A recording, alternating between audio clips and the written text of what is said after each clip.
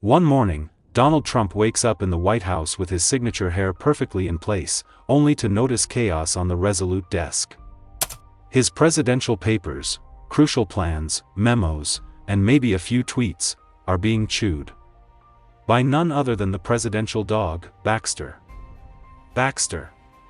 These are important documents. The future of America is on this desk, Trump exclaims. But Baxter, oblivious, wags his tail and continues gnawing like a tiny, furry executive assistant with zero respect for national security. Trump paces the Oval Office. This is unacceptable. Unbelievable. The media will love this, but it's serious. Very serious. He picks up the chewed-up paper and inspects it. One document is titled, Plan for Space Force Expansion 2025, now with bite marks forming a pattern that suspiciously looks like a dog bone. Baxter, listen to me. From now on, every dog in America must take obedience classes. Tremendous classes. The best classes. Trump immediately calls a press briefing. The journalists gather, sensing a historic announcement, but no one knows what to expect. Ladies and gentlemen, we are facing a crisis. Dogs are chewing documents. Tremendous documents. We cannot allow this. Therefore, I am issuing a national decree. All dogs must be educated. Trump announces. Baxter sits proudly, tail wagging, as if he understands and approves. Perhaps even proud for finally inspiring legislation.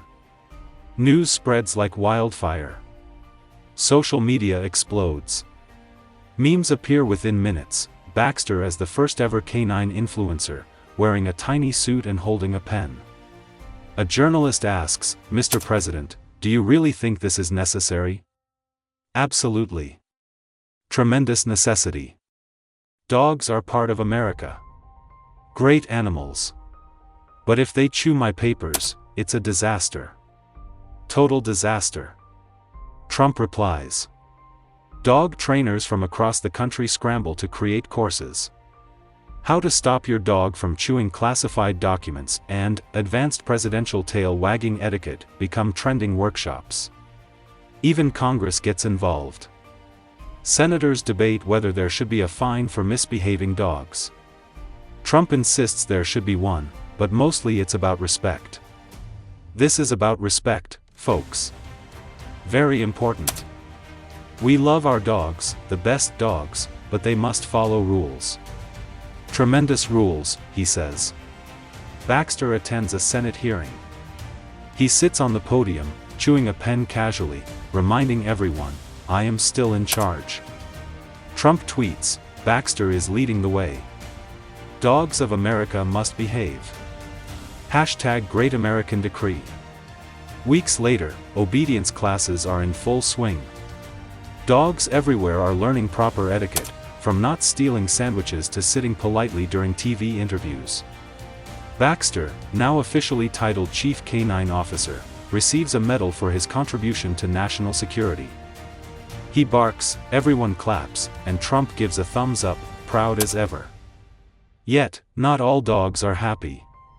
Rumors spread that some small terriers in New York are plotting to rebel. Baxter, ever vigilant, patrols the White House hallways, ensuring no memos are harmed. The Great American Decree secures its place in history, not just as a law, but as a cultural phenomenon. A story of power, policy, and one determined dog who changed the course of a nation, one chew mark at a time. And the end, or is it? Baxter winks. After the Great American Decree, the world watches in awe. News channels report live, all dogs must obey, Trump signs historic decree.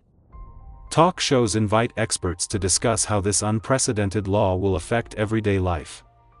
Meanwhile, Baxter enjoys his newfound fame. Every time he wags his tail, cameras flash. He has his own little office in the White House, complete with a tiny desk and a bone-shaped nameplate, Chief Canine Officer Baxter. Trump, pleased with the results, gives daily briefings about the dog obedience program. We are making America safe, one tail wag at a time. Nobody has done this before. Tremendous work, Baxter. Tremendous, he announces. Across the country, dog trainers scramble to create curricula. Classes include proper paw etiquette, respectful barking, and advanced document protection techniques. Social media explodes with videos of dogs practicing salutations, sitting politely, and even attending Zoom meetings. Baxter watches these clips with approval, occasionally barking as if to say, "Well done, citizens of America." Congress debates minor details of the decree. Some senators suggest fines for misbehaving dogs, while others propose gold stars for obedience. Trump approves the gold stars and adds his signature touch: "Make dogs great again." Even the press has a hard time keeping up. Headlines read, "Baxter leads nation in political reform, canine courses mandatory," and "Dogs now national heroes." Baxter becomes a household name, with plush toys, calendars, and even a limited edition Trump Baxter action figure. Baxter patrols the White House halls, ensuring no memos are harmed. Small rebellions arise. A group of mischievous terriers in New York attempts to steal newspapers, but Baxter and his canine security team intercept them with precision. Trump calls these tremendous enforcement actions and praises the dogs for their loyalty. Weeks later, life in America has subtly changed. Dogs everywhere practice obedience, citizens respect tail-wagging etiquette, and presidential papers remain intact. Trump beams during every press briefing, pointing to Baxter, who sits proudly on the podium, the first dog in history to influence national policy. And as night falls over the White House, Baxter curls up on his miniature executive couch, dreams full of chew-proof documents, and America sleeps a little safer, one bark at a time.